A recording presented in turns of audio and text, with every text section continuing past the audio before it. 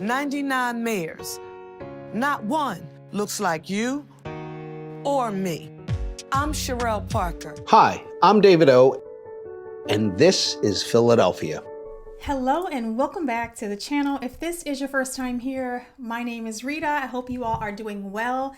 So today we are going to talk about the Philly mayoral race. Cherelle says he spent his time meeting face-to-face with voters and hearing their concerns. This is an opportunity for people to correct the wrongs, get a government that's got ears, going to hear them, respond to them. They want someone in the mayor's office who is not part of the existing status quo, and I am not. Cherelle Parker spent her day at the Zion Baptist Church in West Philly and urged voters to get their souls to the polls, highlighting that she will help unite this city. If we stay united and focused on those issues that you heard me describe in my vision, making Philadelphia safer, cleaner, and greener with that economic opportunity for all, we can literally bring some hope and pride back to our city. Both Philly, this is your chance.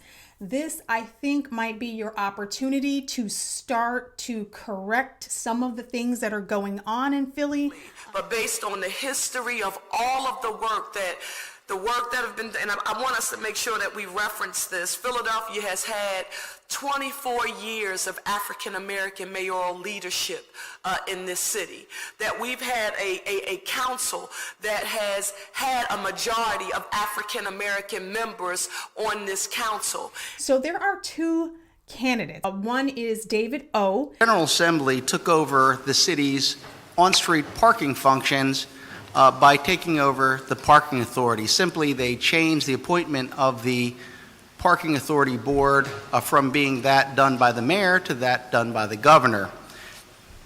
The reason that they used in court as to why they had the authority to take over a municipality's parking function, on-street parking function, which is unconstitutional according to Article 3, Section 32 of the Pennsylvania State Constitution. And the other is Cherelle Parker. And Mr. Chairman, I gave my word, and I keep my word, to one of my colleagues that I was going to be as calm, Councilman Jones and Councilwoman Gill, as I possibly could. And I'm going to do my best, because you all know how I feel about keeping my word.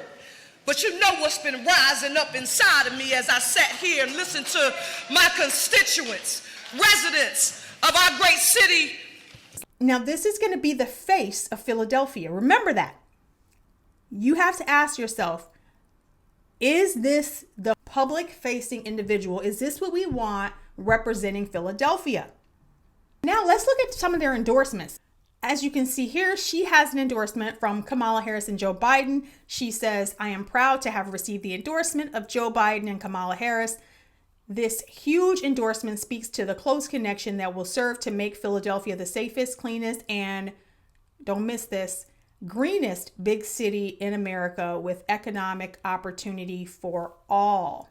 Philadelphia, you will have to look forward to, with Cherelle Parker, more solar panels, all of that stuff, right? More regulations on small businesses. Majority Leader Cherelle Parker told me she's hearing from folks on both sides, those who want businesses reopened and health experts who advise more social distancing is necessary. We know that Philadelphia is a tough city, and we know how strong we are when we band together, but we cannot come together and reopen an economy when we're still looking at numbers that are reporting 475 new cases a day or 615 cases a day. Parker said she and fellow members on city council want to see more testing, contact tracing, isolation options, and treatment before going further. Any business that violates city regulations can be fined $2,000.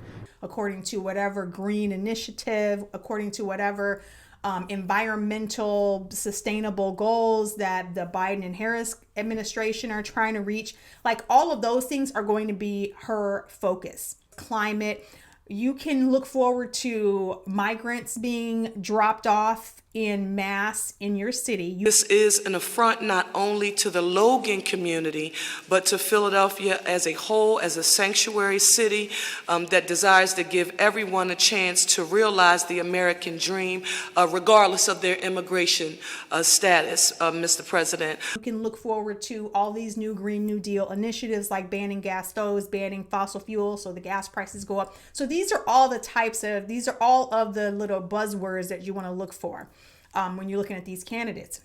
Now let's take a look at David O. He has an endorsement from this group called Different Kind of Democrat. On their website, it says, be a different kind of Democrat. They are an activist organization. They talk about not voting for party, but voting for the candidate that has your best interests at heart. They have created a scorecard comparing the candidates. Okay, so as you can see, she wants to bring back stop and frisk, take back control of on-street parking to fund schools.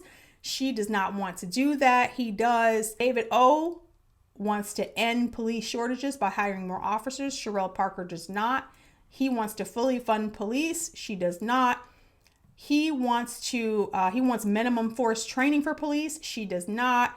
This is why it's important to take a little bit of time and delve into these candidates. And that's also why I showed the how they respond in public and like what the face of this candidate is going to be when they get elected into office, because it's easy to do a campaign video where you have a script, but it's something else when you get into these city council meetings.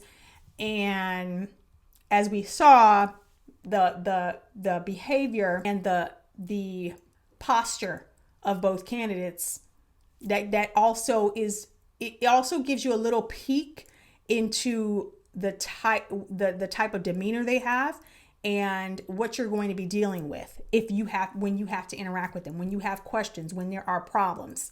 Now, of course, I mean, I'm not going to tell you who to vote for, but if you know me, you know, obviously I'm going to say you should vote for David O, because clearly this Cherelle Parker lady, just from the little bit I've seen and read, she is a progressive. Let me just look up New Progressive Alliance while we're talking about it, because then that'll give you some idea of the ideology. Like I said, they are ideologues, this New Democrat Socialist Party. And so I'm going to look up their website just to see. The heart of the New Progressive Alliance is the uniform platform. It is the basis of our approving candidates' allies. That's another ding, ding, ding, bingo word for socialist. It is the basis of our approving candidates' allies in public comments on specific policy recommendations. It is also the basis of disapproving documentation on candidates and organization. Because we are in a special consultative status with the UN Economic and Social Council, oh boy, we can offer volunteers a chance to attend meetings or write papers for the United Nations through the NPA. Okay, so this is a group that works hand in hand with the United Nations. Their allies, a lot of climate. We work Progressive Alliance. Okay, so it looks to me like they are very much about the climate. 350 is building a global climate movement. So okay. So the reason I bring this up is because that means this is the Democrat platform. The New Democrats Democratic platform is climate change, trans, migrants. Okay, this is or illegal migrants. This is their whole thing. They talk about workers, but really this is their bread and butter. They don't really care about poor people. They don't really care. You can tell they don't really care about the homeless. You can tell by what's happening in a lot of cities. They're kicking out the homeless for the migrants. They don't really care about the black communities because the black communities are the one that's having to foot the bill in these cities for the illegals that are coming in. So not just blacks, but I'm just saying Black people by and large vote for these Democrats, but what you need to understand is these Democrats have changed. They have changed. They are not the ones your grandmama, and this is a new Democrat Party. I think one of my very first videos I posted on this channel was specifically about how this is not your grandma's Democrat Party. I'll link it below if you haven't seen it. But yes, so climate, LGBTQ, illegal migrants, all that stuff is going to be their focus. Everybody else, so that all the workers and all that stuff, the only reason that all these unions now are back, all these unions back these types of candidates is because the unions are going to get paid. Well, they're going to get paid off of whatever's going on. They're looking for a payday. I just wanted to present to you guys these candidates for Philadelphia. Let me know what you guys think. You want David O, who seems to be a little more even keel, Republican, a little more fiscally responsible, actually looking at maybe how to reverse some of the wrongs that are happening in Philadelphia policy-wise? Do you want somebody like Cherelle Parker, who is pro-squatter, not pro-owner of businesses and property? Somebody who is completely sold to the climate change cult? If so, if you end up with her, I'll be praying for you, but I pray that you don't end up with her, because look forward to Philadelphia getting much, much worse if she gets in. That's what I see. Let me know what you think in the comments. Until next time, ciao. God bless.